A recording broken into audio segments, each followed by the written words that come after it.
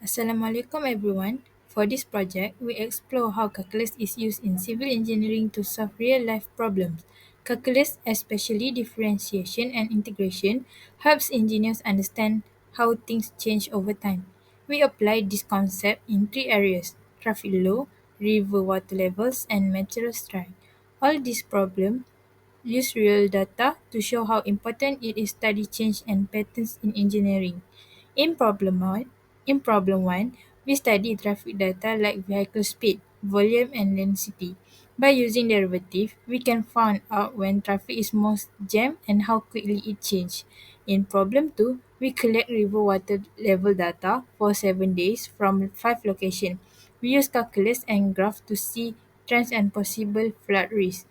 In problem 3, we look at how strong a material is by calculating the area under a graph that shows how much load the material can take before it breaks. Overall, this project shows that calculus is not just theory. It's useful tool that tool that helps engineers make better and safe decision.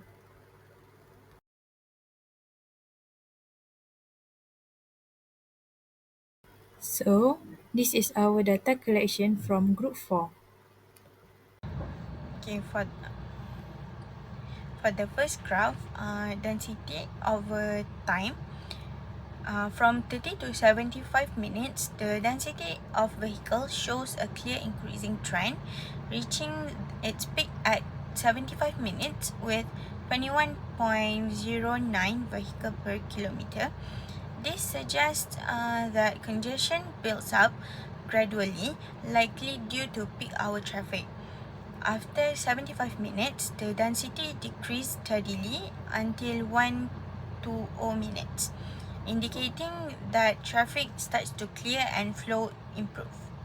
For the second graph, speed over time, the average speed slightly increased at the beginning, then dropped sharply from 30 to 75 minutes, hitting the lowest point at 65.8 km per hour. This drop is due to rising traffic density. After that, speed gradually increased again, reaching 73.6 km per hour by 120 minutes. Also, this shows an inverse relationship. As density increase, speed decrease. For the last graph, volume over time, the vehicle volume rises from 15 to 30 minutes, then drops sharply until 60 minutes with the lowest volume of vehicles. After that, the volume increases again and reaches the highest point at 120 minutes with uh, with the highest amount of vehicles. This fluctuation reflect unstable traffic during peak hours, possibly because possibly caused by congestion built up and released. Now, let's move to the analysis of the first derivative, which helps us understand how fast the traffic parameters, density, speed, and volume change over time. As shown in this table, we have calculated the first derivative, which is dd over dt, ds over dt, and dv over dt for each 15-minute interval. These values show how density, speed, and volume are increasing or decreasing across the 2-hour period. For density, we can see that the highest increase occurred from 30 to 45 minutes with a rate of positive 0.224 vehicle per kilometer per minute, while the sharpest drop happened from 75 to 90 minutes with negative 0.301 vehicle over kilometer per minute. This indicates the this indicate that congestion was building up earlier and then eased after 75 minutes. For speed, the largest decrease was from 30 to 55 minutes at negative 0.360 km hour per minute, which align with the density increasing. However, from 75 to 90 minutes, speed increased significantly by positive 0.347 km per minute, showing recovery from traffic congestion. For volume, The most significant drop happened from 55 to 60 minutes, while the strongest increase was seen from 105 to 120 minutes, indicating improved traffic flow at the end. At the bottom of the table, we have the total change over the 2 hours, although speed only had a slight net increase of 0.027 km per hour per minute. The overall volume increased by 1.853 vehicle per minute, suggesting improved flow despite earlier fluctuation. Next, moving to section 2.4, we identify key critical points. First, maximum density occurred at 75 minutes with 21.09 vehicle over kilometer, while the minimum was at 30 minutes just 12.33 vehicle over kilometer. Second, speed peaked at 30 minutes with 76.8 km per hour and hit the lowest at 75 minutes, dropping to 65.8 km per hour, again showing congestion at that time. Lastly, for volume, the highest was 258 vehicle at 30 minutes and the lowest was 196 vehicle at 60 minutes.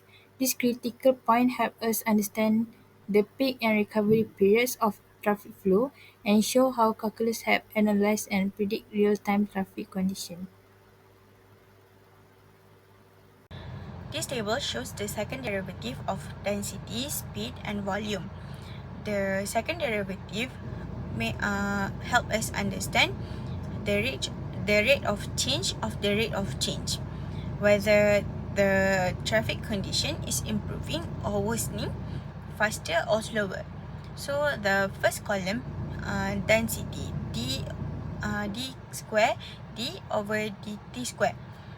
Positive value means the density is increasing faster, while negative value shows it slowing down or decreasing.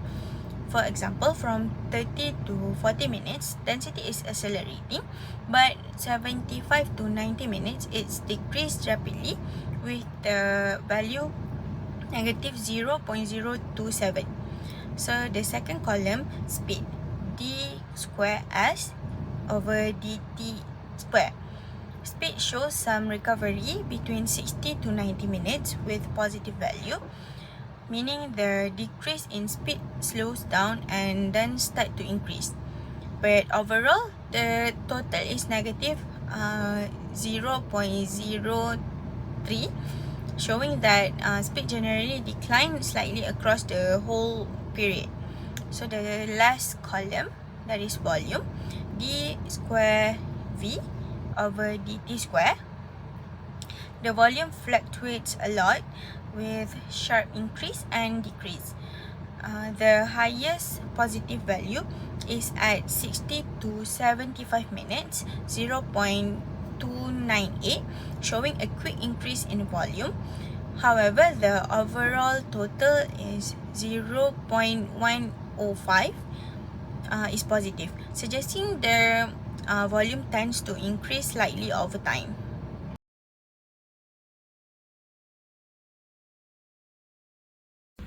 Okay, this first station add pin to eye level.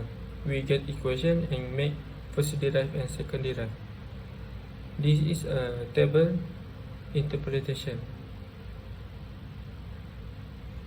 From this table we get a conclusion. The conclusion is 5 to 7 June, consistent rise in water level plus 0.56 meter. 8 to 5 June, platooning of level, minimal change indicating the river may have reached peak. And 1 to 11 June, noticeable drop in water level, total minus 0.43 meter. Okay, this station 2 add pin to eye chain.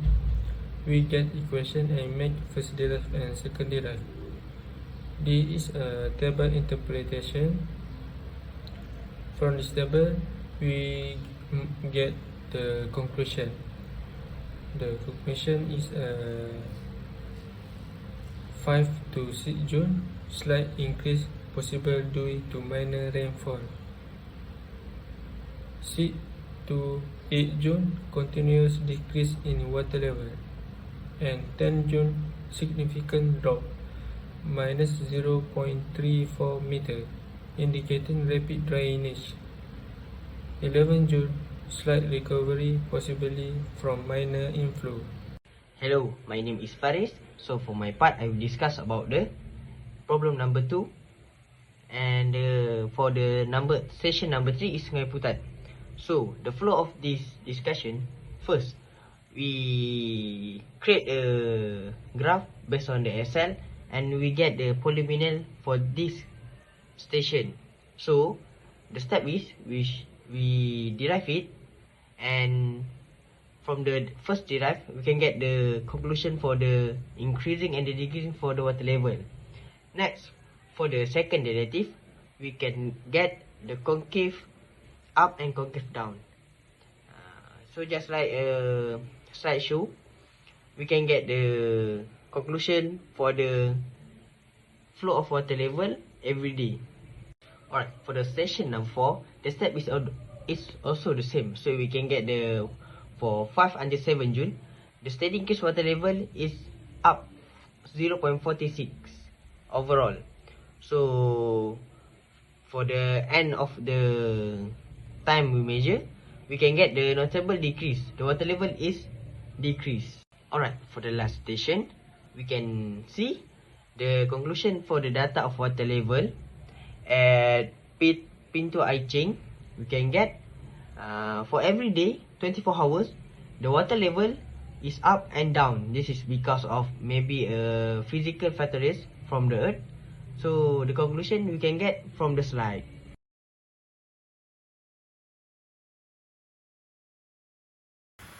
So for the problem number 3, for first method, we come up with the graph of load versus displacement, and then from the graph, the approximate function is y equal to 42.961 x square minus 0.3801 x plus 0.0031, and then we integrate the function to limit of 0 to 0.108, and then after we integrate, the total is 14.3203 x cubed minus 0.19005 x square plus 0.0031 x plus c, and then we replace the x with 0.108. The answer is 0.016144 kilonewton millimeter.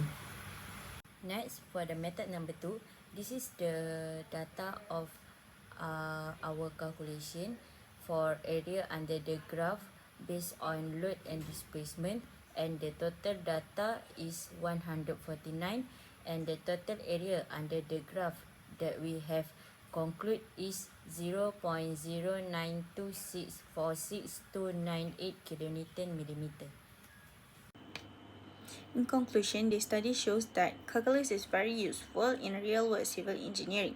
We apply differentiation to analyze traffic flow and water levels, and also integration to calculate fracture energy. This method helps improve design accuracy, safety, and decision-making in engineering projects. That's all from us. Thank you for watching.